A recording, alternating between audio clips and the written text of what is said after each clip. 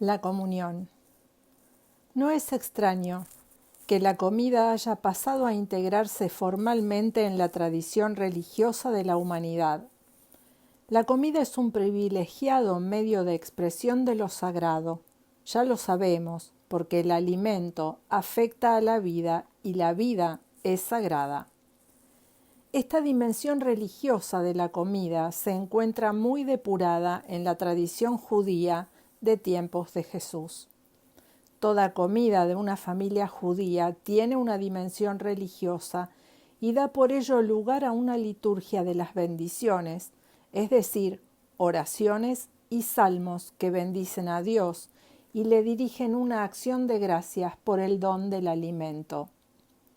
Si tal es la posición que ocupa la comida en la experiencia humana, con la rica multiplicidad de símbolos a los que puede dar pie, no hay nada de extraño en que el rito mayor de la fe cristiana sea un banquete inspirado en toda la simbología de las comidas humanas, una comida religiosa en la que coinciden la comunión fraternal y la comunión con Dios, una comida presidida por Cristo, nuestro anfitrión, y en la que al mismo tiempo Él se nos da simbólicamente como alimento para expresar el don de sí mismo, una comida sacrificial en la que se vive un intercambio amoroso y gratuito entre Él y nosotros, pues se trata de un banquete en que Él nos da su vida para darnos la vida y al que debemos asistir con alegría y deseosos de darnos también nosotros a Cristo y a los demás. Veamos. A Jesús en efecto lo convidan a menudo a comer, en las bodas de Caná, en casa de Marta y María, en casa del fariseo Simón, y asimismo comparte la mesa con publicanos, especialmente con Leví, que se hace discípulo suyo. Así el relato que da paso a las parábolas de la misericordia recoge cómo reprochaban a Jesús el acoger a publicanos y pecadores y comer con ellos. Su respuesta es la parábola del hijo pródigo, que acaba en un festín. La comida es escenario propio para la reconciliación. Lo que Jesús ha hecho es lo mismo que hace el Padre con los pecadores. Viene a sentarse a la mesa de estos. Dios, pues, se une como comensal a los pecadores. Jesús come también, desde luego, con sus discípulos y se deja convidar por otros, como Zaqueo, a comer en sus casas. Y él mismo convida a otros a su propia mesa. Hasta entonces de anfitrión, bendice la mesa y parte el pan, como un padre con sus hijos. No cabe duda, por cierto, de que la redacción de estos relatos está influida por las narraciones de la institución de la Eucaristía. El hecho es que en todas estas comidas ocurre algo decisivo, que puede ser una conversación, un milagro, una enseñanza, y dado que tienen un valor mesiánico, dado que anuncian la salvación, se viven con gozo.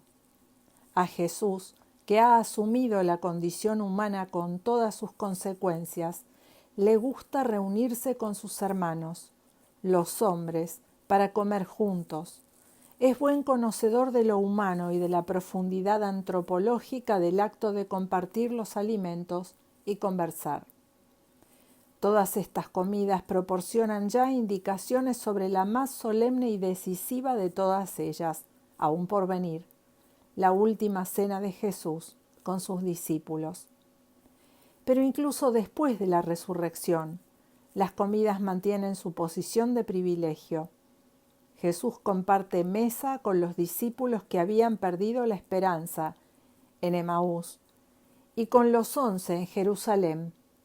Y por último, se encarga él mismo de preparar el pescado a orillas del lago.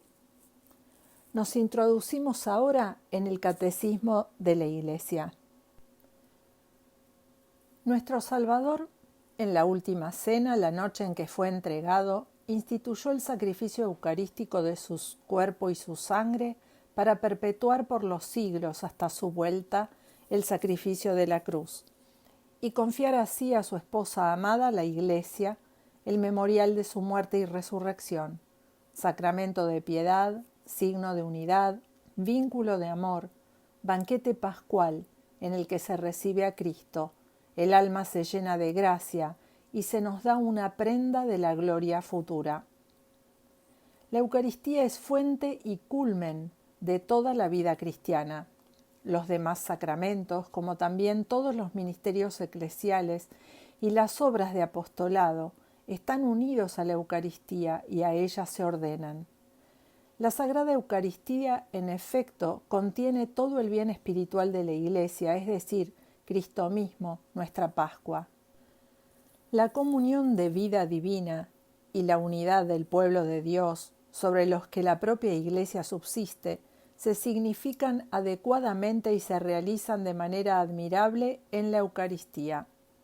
En ella se encuentra a la vez la cumbre de la acción por la que en Cristo Dios santifica al mundo y del culto en el que el Espíritu Santo, los hombres, dan a Cristo y por él al Padre. Finalmente, por la celebración eucarística nos unimos ya a la liturgia del cielo y anticipamos la vida eterna cuando Dios será todo en todos. En resumen, la Eucaristía es el compendio y la suma de nuestra fe. Nuestra manera de pensar armoniza con la Eucaristía y a su vez la Eucaristía confirma nuestra manera de pensar. Palabras de San Ireneo de León. El Señor, habiendo amado a los suyos, los amó hasta el fin, sabiendo que había llegado la hora de partir de este mundo para retornar a su Padre. En el transcurso de una cena les lavó los pies y les dio el mandamiento del amor. Para dejarles una prenda de este amor, para no alejarse nunca de los suyos y hacerles partícipes de su Pascua, instituyó la Eucaristía como memorial de su muerte y de su resurrección, y ordenó a sus apóstoles celebrarlo hasta su retorno, constituyéndoles entonces sacerdotes del Nuevo Testamento. Los 3 evangelios sinópticos y San Pablo nos han transmitido el relato de la institución de la Eucaristía.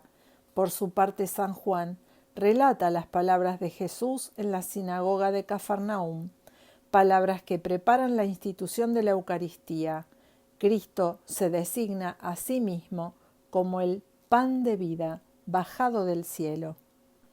El mandamiento de Jesús de repetir sus gestos y sus palabras hasta que venga no exige solamente acordarse de Jesús y de lo que hizo, requiere la celebración litúrgica por los apóstoles y sus sucesores, del memorial de Cristo, de su vida, de su muerte, de su resurrección y de su intercesión junto al Padre. Desde el comienzo la Iglesia fue fiel a la orden del Señor. Cumplimos este mandato del Señor celebrando el memorial de su sacrificio. Al hacerlo ofrecemos al Padre lo que Él mismo nos ha dado, los dones de su creación, el pan y el vino convertidos por el poder del Espíritu Santo y las palabras de Cristo en el cuerpo y la sangre del mismo Cristo. Así Cristo se hace real y misteriosamente presente. Por tanto, debemos considerar la Eucaristía como acción de gracias y alabanza al Padre, como memorial del sacrificio de Cristo y de su cuerpo, como presencia de Cristo por el poder de su palabra y de su Espíritu. En la liturgia de la misa expresamos nuestra fe en la presencia real de Cristo bajo las especies de pan y de vino, entre otras maneras arrodillándonos o inclinándonos profundamente en señal de adoración al Señor. La Iglesia Católica ha dado y continúa dando este culto de adoración que se debe al sacramento de la Eucaristía, no solamente durante la misa, sino también fuera de su celebración, conservando con el mayor cuidado las hostias consagradas, presentándolas a los fieles para que las veneren con solemnidad, llevándolas en procesión en medio de la alegría del pueblo. Nos dice Juan Pablo II, la Iglesia y el mundo tienen una gran necesidad del culto eucarístico. Jesús nos espera en este sacramento del amor. No escatimemos tiempo para ir a encontrarlo en la adoración, en la contemplación, llena de fe y abierta a reparar las faltas y delitos del mundo. No cese nunca nuestra adoración. Adórote devotamente, oculta deidad, que bajo estas sagradas especies te ocultas verdaderamente. A ti mi corazón totalmente se somete, pues al contemplarte se siente desfallecer por completo. La vista, el tacto, el gusto son aquí falaces. Solo con el oído se llega a tener fe segura. Creo todo lo que ha dicho el Hijo de Dios. Nada más verdadero que esta palabra de verdad. La misa es a la vez e inseparablemente el memorial sacrificial en que se perpetúa el sacrificio de la cruz y el banquete sagrado de la comunión en el cuerpo y la sangre del Señor. Pero la celebración del sacrificio eucarístico está totalmente orientada hacia la unión íntima de los fieles con Cristo por medio de la comunión. Comulgar es recibir a Cristo mismo que se ofrece por nosotros. El Señor nos dirige una invitación urgente a recibirlo en el sacramento de la Eucaristía. Leemos: en verdad os digo, si no coméis la carne del Hijo del Hombre y no bebéis su sangre, no tendréis vida en vosotros. Para responder a esta invitación debemos prepararnos para ese momento, tan grande y tan santo. San Pablo exhorta a un examen de conciencia. Quien coma el pan o beba el cáliz del Señor indignamente será reo del cuerpo y de la sangre del Señor. Examínese, pues, cada cual, y coma entonces del pan, y beba del cáliz, pues quien come y bebe sin discernir el cuerpo, come y bebe su propio castigo. Quien tiene conciencia de estar en pecado grave debe recibir el sacramento de la reconciliación antes de acercarse a comulgar. Ante la grandeza de este sacramento, el fiel solo puede repetir humildemente y con fe ardiente las palabras del centurión. Señor, no soy digno de que entres en mi casa, pero una palabra tuya bastará para sanarme. Para prepararse convenientemente a recibir este sacramento, los fieles deben observar el ayuno prescrito por la Iglesia. Por la actitud corporal, gestos y vestido, se manifiesta el respeto, la solemnidad, el gozo de ese momento en que Cristo se hace nuestro huésped. Gracias a la presencia sacramental de Cristo bajo cada una de las especies, la comunión bajo la sola especie de pan ya hace que se reciba todo el fruto de gracia propio de la Eucaristía. Cristo, que pasó de este mundo al Padre, nos da en la Eucaristía la prenda de la gloria que tendremos junto a Él. La participación en el santo sacrificio nos identifica con su corazón, sostiene nuestras fuerzas a lo largo del peregrinar de esta vida, nos hace desear la vida eterna y nos une ya desde ahora a la Iglesia del cielo, a la Santa Virgen María y a todos los santos. Decía San Agustín: sed lo que veis y recibid lo que sois. Lo que veis en el altar de Dios es el pan y el cáliz, es lo que os enseñan vuestros ojos. Pero lo que vuestra fe tiene que aprender es que ese pan es el cuerpo de Cristo, que ese cáliz es la sangre de Cristo. Estas pocas palabras pueden ser suficientes para vuestra fe, pero la fe quiere instruiros. ¿Cómo es posible que este pan sea su cuerpo y que este cáliz, o más bien su contenido, sea su sangre? Hermanos, esto es lo que llamamos los sacramentos. Expresan otra cosa que la que aparece ante nuestros ojos. Lo que nosotros vemos es una apariencia material, mientras que lo que nosotros comprendemos es un fruto espiritual. Si queréis entender lo que es el cuerpo de Cristo, escuchad al apóstol Pablo, que dijo a los fieles: vosotros sois el cuerpo de Cristo, y cada uno es un miembro. Así pues, si vosotros sois el cuerpo de Cristo y sus miembros, lo que se encuentra en la mesa del Señor es el símbolo de lo que sois, y es vuestro misterio lo que vosotros recibís. Vosotros respondéis amén a lo que sois, y por medio de esta respuesta vosotros lo aceptáis. Os dicen el cuerpo de Cristo, y vosotros respondéis amén. Por tanto, sed miembros del cuerpo de Cristo, para que este amén sea verídico. ¿Por qué está el cuerpo en el pan? No digamos tampoco aquí nada y escuchemos una vez más al apóstol que, hablando de este sacramento, nos dijo: porque el pan es uno. Nosotros, siendo muchos, formamos un solo cuerpo, pues todos comemos del mismo pan. Comprended esto y alegraos. Unidad, verdad, devoción, caridad, un solo pan. ¿Qué es este pan único? Nosotros, siendo muchos, formamos un solo cuerpo. Recordad que no se hace el pan con un solo grano de trigo, sino con muchos. Sed, por tanto, lo que veis, y recibid lo que sois. Padre Pío de Pietrelcina nos habla sobre Jesús Eucaristía de esta manera. Al asistir a la misa, renueva tu fe y medita cuál es la víctima que se sacrifica por ti ante la justicia divina, para aplacarla y hacerla propicia. No te alejes del altar sin unas lágrimas de dolor y de amor por Jesús crucificado por tu eterna salvación.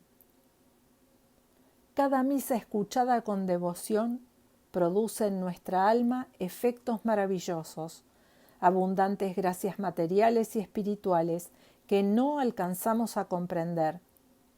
A tal fin, no malgastes tu dinero, sacrifícalo y ven a escuchar misa. El mundo puede existir sin el sol, pero no puede existir sin la misa. En estos tiempos tristemente faltos de fe, de impiedad triunfante, donde todo lo que nos rodea tiene siempre el odio en el corazón y la blasfemia en los labios, el mejor medio de mantenerse libre del mal es fortificarse con el alimento eucarístico, y esto no es fácil para el que vive meses y meses sin saciarse con el Cordero de Dios. Mientras que todos los días puedas recibir a Jesús sacramentado, debes considerarte afortunado. Durante el día, cuando no puedas hacer otra cosa, llama a Jesús en el medio de tus ocupaciones, con gemido resignado de tu alma, y Él vendrá. Quedará siempre unido al alma por medio de su gracia y su santo amor. Vuela con tu espíritu hacia el tabernáculo, cuando no puedas llegar con tu cuerpo y desahogar allí tus deseos más ardientes. Habla, reza, abraza al dilecto de las almas, mejor aún que si lo pudieras recibir sacramentalmente. Citamos ahora las palabras del Papa Francisco, que predicó en las audiencias del año 2014, en el mes de enero, con respecto a la comunión. La Eucaristía constituye la cumbre de la acción de salvación de Dios. El Señor Jesús, haciéndose pan partido por nosotros, vuelca en efecto sobre nosotros toda su misericordia y su amor, de tal modo que renueva nuestro corazón, nuestra existencia y nuestro modo de relacionarnos con Él y con los hermanos. Es por ello que comúnmente, cuando nos acercamos a este sacramento, decimos recibir la comunión. Comulgar. Esto significa que en el poder del Espíritu Santo la participación en la mesa eucarística nos conforma de modo único y profundo a Cristo, haciéndonos pregustar ya ahora la plena comunión con el Padre que caracterizará el banquete celestial, donde con todos los santos tendremos la alegría de contemplar a Dios cara a cara. Queridos amigos, no agradeceremos nunca bastante al Señor por el don que nos ha hecho con la Eucaristía. Es un don tan grande y por ello es tan importante ir a misa el domingo. Ir a misa no solo para rezar, sino para recibir la comunión, este pan que es el cuerpo de Jesucristo que nos salva, nos perdona, nos une al Padre. Es hermoso hacer esto. Y todos los domingos vamos a misa porque es precisamente el día de la resurrección del Señor. Por ello el domingo es tan importante para nosotros y con la Eucaristía sentimos precisamente esta pertenencia a la Iglesia, al pueblo de Dios, al cuerpo de Dios, a Jesucristo. No acabaremos nunca de entender todo su valor y riqueza. Pidámosle entonces que este sacramento siga manteniendo viva su presencia en la Iglesia y que plasme nuestras comunidades en la caridad y en la comunión, según el corazón del Padre. Y esto se hace durante toda la vida, pero se comienza a hacer el día de la primera comunión. Es importante que los niños se preparen bien para la primera comunión y que cada niño la reciba, porque es el primer paso de esta pertenencia fuerte a Jesucristo después del bautismo y luego será la confirmación. Podemos plantearnos algunas preguntas respecto a la relación entre la Eucaristía que celebramos y nuestra vida como Iglesia y como cristianos. ¿Cómo vivimos la Eucaristía? Cuando vamos a misa el domingo, ¿cómo la vivimos? ¿Es solo un momento de fiesta? ¿Es una tradición consolidada? ¿Es una ocasión para encontrarnos o para sentirnos bien? ¿O es algo más? Hay indicadores muy concretos para comprender cómo vivimos todo esto, cómo vivimos la Eucaristía. Indicadores que nos dicen si vivimos bien la Eucaristía o no la vivimos tan bien. El primer indicio es nuestro modo de mirar y considerar a los demás. En la Eucaristía Cristo vive siempre de nuevo el don de sí realizado en la cruz. Toda su vida es un acto de total entrega de sí por amor. Por ello, a él le gustaba estar con los discípulos y con las personas que tenía ocasión de conocer. Esto significaba para él compartir sus deseos, sus problemas, lo que agitaba su alma y su vida. Ahora, nosotros, cuando participamos en la Santa Misa, nos encontramos con hombres y mujeres de todo tipo, jóvenes, ancianos, niños, pobres y acomodados, originarios del lugar y extranjeros, acompañados por familiares y solos. Pero la Eucaristía que celebro me lleva a sentirlos a todos verdaderamente como hermanos y hermanas. ¿Hace crecer en mí la capacidad de alegrarme con quien se alegra y de llorar con quien llora? ¿Me impulsa a ir hacia los pobres, los enfermos, los marginados? ¿Me ayuda a reconocer en ellos el rostro de Jesús? Todos nosotros vamos a misa porque amamos a Jesús y queremos compartir en la Eucaristía su pasión y su resurrección. Pero amamos como quiere Jesús a aquellos hermanos y hermanas más necesitados. Un segundo indicio, muy importante, es la gracia de sentirse perdonados y dispuestos a perdonar.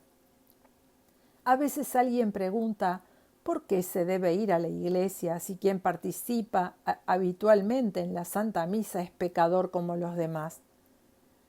¿Cuántas veces lo hemos escuchado? En realidad, quien celebra la Eucaristía no lo hace porque se considera o quiere aparentar ser mejor que los demás, sino precisamente porque se reconoce siempre necesitado de ser acogido y regenerado por la misericordia de Dios hecha carne en Jesucristo. Si cada uno de nosotros no se siente necesitado de la misericordia de Dios, no se siente pecador, es mejor que no vaya a misa. Nosotros vamos a misa porque somos pecadores y queremos recibir el perdón de Dios, participar en la redención de Jesús, en su perdón.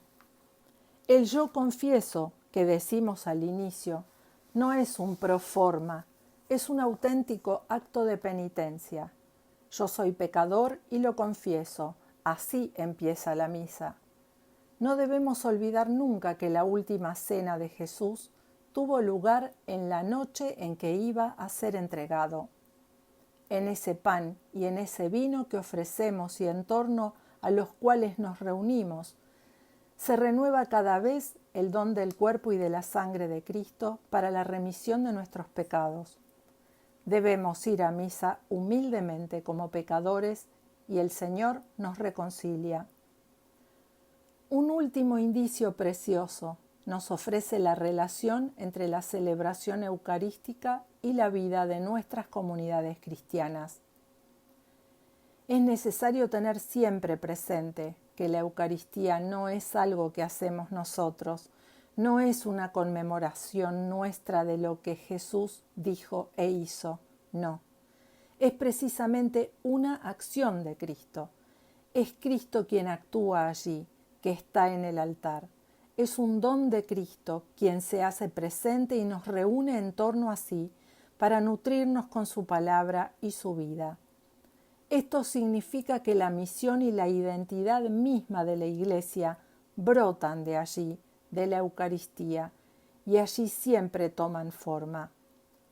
Una celebración puede resultar incluso impecable desde el punto de vista exterior, bellísima, pero si no nos conduce al encuentro con Jesucristo, corre el riesgo de no traer ningún sustento a nuestro corazón y a nuestra vida.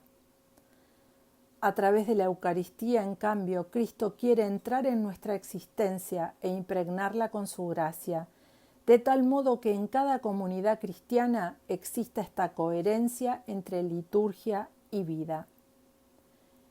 El corazón se llena de confianza y esperanza, pensando en las palabras de Jesús citadas en el Evangelio.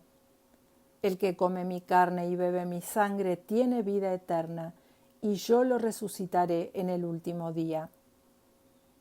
Vivamos la Eucaristía con espíritu de fe, de oración, de perdón, de penitencia, de alegría comunitaria, de atención hacia los necesitados y hacia las necesidades de tantos hermanos y hermanas, con la certeza de que el Señor cumplirá lo que nos ha prometido, la vida eterna. Que así sea. Paz y bien, en nombre de la Animación Argentina de los Grupos de Oración de San Pío de Pietrelcina.